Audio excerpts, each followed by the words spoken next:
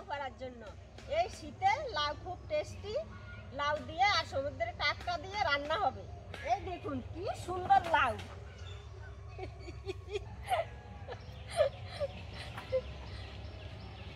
সমুদ্রের কাঁকড়া দেখুন কত সুন্দর বন্ধুরা। সমুদ্রের কাঁকড়াগুলো একবার কেটে ধুয়ে নেব। কাঁকড়াতে লবণ হলুদ মেখে একটু ভেজে নেব।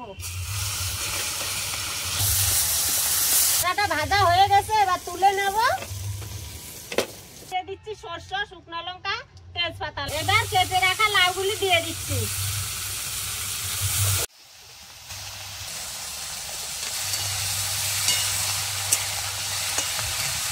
ভেজে রাখা কাঁকড়াগুলি দিয়ে দেব।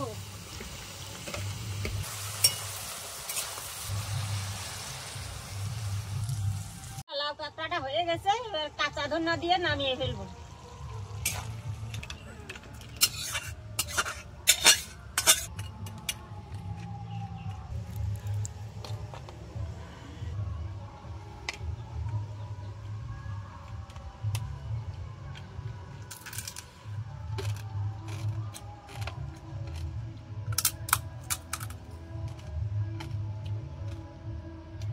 বন্ধুরা, এই শীতের দুপুরে সমুদ্র কাঁকড়ার রেসিপি জমে গেল। এত সুন্দর খাওয়া।